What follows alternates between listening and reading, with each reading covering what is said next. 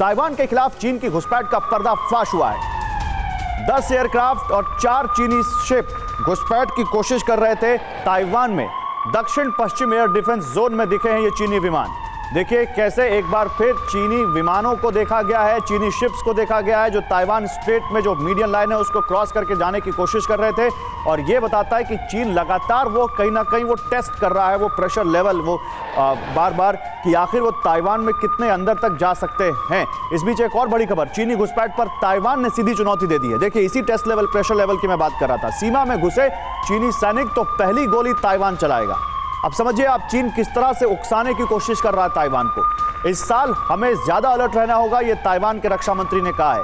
अचानक घुसपैठ कर सकता है चीन, ताइवानी रक्षा मंत्री खुद ये कह रहे हैं। नैन्सी पेलोसी की विजिट के बाद ये जो तनाव था वो अपने चरम पर पहुंच गया था और जैसा लग रहा था कि चीन बस ताइवान पर अटैक कर ही देगा। फिर कुछ दिन ये शांत हुआ, लेकिन अब एक बार फिर से ये मामले बढ़ गए।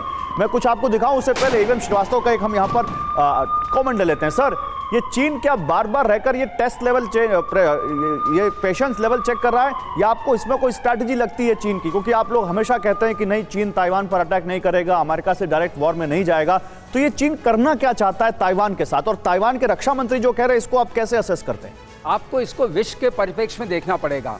एक तरफ अमेरिका पूरी तरह से और वेस्टर्न पावर्स इन्वॉल्व हैं यूक्रेन में उनको सप्लाई करने के लिए, जिसको हम मान के चलते हैं वॉर ऑफ एट्रिशन है। और जैसा आपने कहा सबने अपनी जीडीपी बढ़ाई है, उससे एक खुशहाली जरूर आई है जो वेस्ट के डिफेंस मैन्युफैक्चरिंग कॉम्प्लेक्स है, इसका MIC बोलते हैं, मिलिट्री कॉम्प्लेक्स, कि भाई अब सबका डिफेंस बजट बढ़ गया, अब हमारा भी उत्पादन बढ़ेगा। लेकिन चीन इधर से अब जो उसे कहते हैं ना, एक तरीके से प्रिक कर रहा है, वो जो बीच वाली रेखा है उसको पार करके वायुयानों के द्वारा, अपनी पनडुब्बियों के द्वारा, अपने शिप्स के द्वारा। उसका मतलब वो भी एक मैसेजिंग है कि अगर आप बहुत पूरा दबाव बढ़ाएंगे यूक्रेन और रशिया के वॉर में, तो हम यहाँ अपना जो वन चाइना पॉलिसी है जिसको आप एक तरह से सपोर्ट कह रहे हैं कि ये घुसपैठ भी इस वॉर से लिंक है। हाँ, लेकिन ये एक मैसेजिंग है। At the moment I don't feel कि चाइना जो है वो अभी ताइवान पर कोई अटैक करने वाला है। लेकिन ताइवान के रक्षा मंत्री कह रहे हैं कि पहली गोली हम चलाएंगे। इसका मतलब है कि वो बिल्कुल तैयार हैं और इस बात को वो मानते हैं कि कभी भी चीन उन पर हमला कर सकता है। ये बिग वॉर पर चलते हैं, चीन वर्सेस ताइवान। चीन की इस घुसपैठ के बारे में आपको और जानकारी देते हैं कि चीन क्या कह रहा है, क्या कर रहा है और ताइवान कैसे रिएक्ट कर रहा है उस पर जल्दी से बिग वॉर पर दिखाते हैं पीसीआर। देखिए चीन वर्सेस ताइवान, इसमें क्या हुआ है? चीन ने एक बार फिर घुसपैठ की है। उनके फाइटर जेट्स, उनके शिप्स ताइवान की सीमा में घुसने की कोशिश करते देखे गए। फिर उसके बाद ताइवान ने चेतावनी दी कि हमारी सीमा में आए तो अच्छा नहीं होगा। चीनी सैनिक घुसे तो पहली गोली ताइवान चलाएगा, ये चीन के रक्षा मंत्री ने कहा। कौन कौन आया था? 10 एयरक्राफ्ट और 4 शिप आए थे वहां पर ताइवान की सीमा में। फिर क्या हुआ? इस साल हमें ज्यादा अलर्ट रहना होगा, ये ताइवान के रक्षा मंत्री ने एक बड़ी लाइन यहां पर खींच दी। यानी वो कह रहे हैं कि इस साल चीनी हमले का ज्यादा खतरा है, अचानक घुसपैठ कर सकता है चीन, ये ताइवान के रक्षा मंत्री ने खुद कहा है।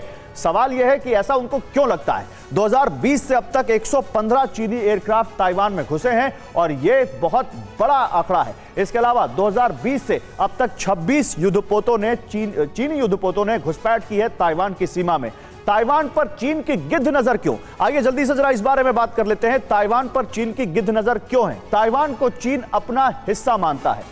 ताइवान में अमेरिका का सैन्य बेस भी है और बड़ी संख्या में वहां पर सैनिक भी हैं अमेरिका के। अमेरिका से हथियार खरीद रहा है ताइवान। साउथ चाइना सी में चीन को सीधी चुनौती देने के लिए अमेरिका ने अपना 7वां बेड़ा तक भेजा है और उनकी एक बड़ी फ्लीट वहां पर अक्सर आती जाती रहती है, जिसको वो फ्री पासेज कहते हैं, फ्री एरिया कहते हैं, और चीन जिसको अपनी सीमा बताता है। लेकिन चीन की ताकत क्या है? आइए जल्दी से आपको दिखाते हैं। ताइवान की ताकत क्या है ये भी आपको दिखाते हैं। हालांकि कंपैरिजन नहीं है, लेकिन क्योंकि चीन और ताइवान आमने सामने, इसलिए आपको समझना पड़ेगा। यही बात रूस और यूक्रेन के बारे में कही जा रही थी, लेकिन आज 1 साल तक वो वॉर चल रही है।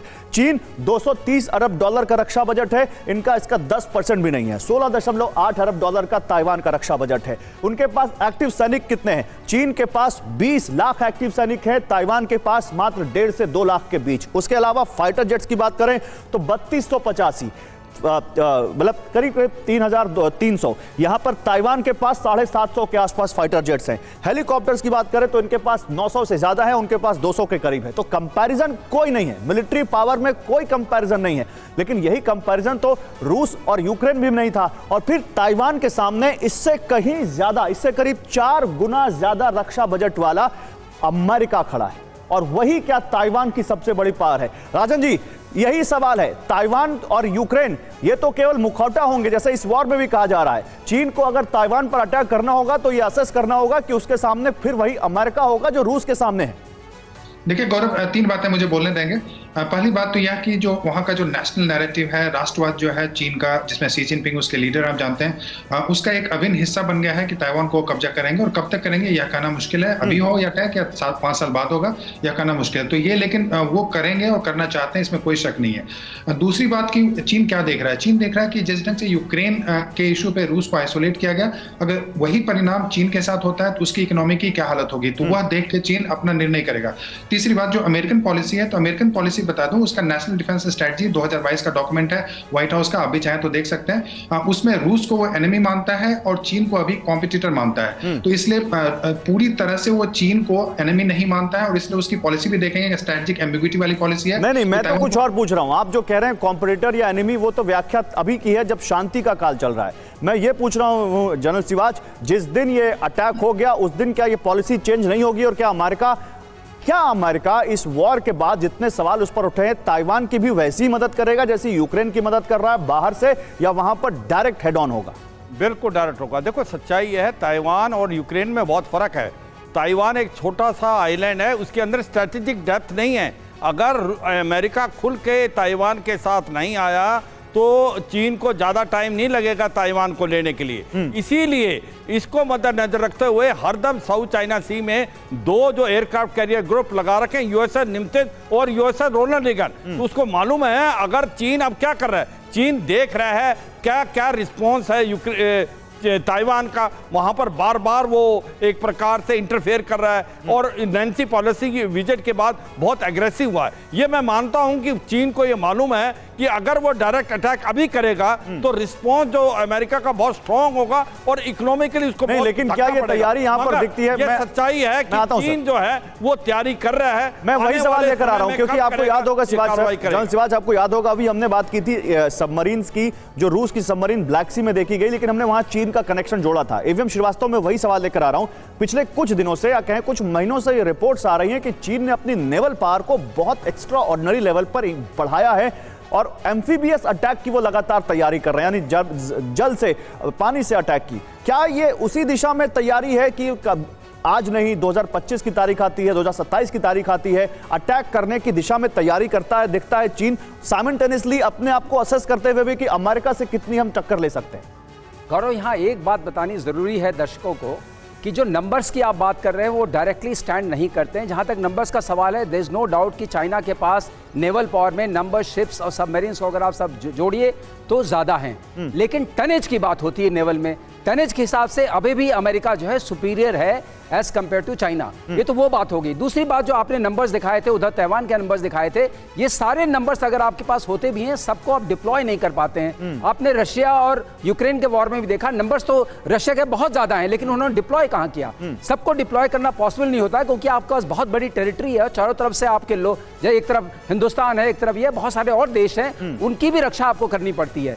तो नंबर्स अपनी जगह हैं, लड़ाई के वक्त में कितना आप उसमें झोंक सकते हैं वो अपनी जगह है। और जहां तक सवाल है ताइवान का, टीआरए ये कहता है कि उसमें साफ साफ जाहिर है कि अगर ताइवान के ऊपर अटैक करते हैं, ताइवान एक छोटा सा देश है, लेकिन उसमें एक खास बात है जो मैं बताना चाहूंगा दर्शकों को। उसका जो उधर का साइड है, जो आप कहेंगे ईस्टर्न साइड है, मोस्टली 70% माउंटेनियस है, उसमें जंगल है, और उसमें घुस करके चीन को लड़ना बहुत मुश्किल होगा, इतना आसान नहीं होगा। और अमेरिका का सपोर्ट जरूर मिलेगा अगर ऐसी कोई डायरेक्ट कन्फ्रंटेशन। ये जंग इतनी भी आसान नहीं होगी, और जंग होगी भी नहीं होगी, इसका जवाब भी बहुत मुश्किल है देना।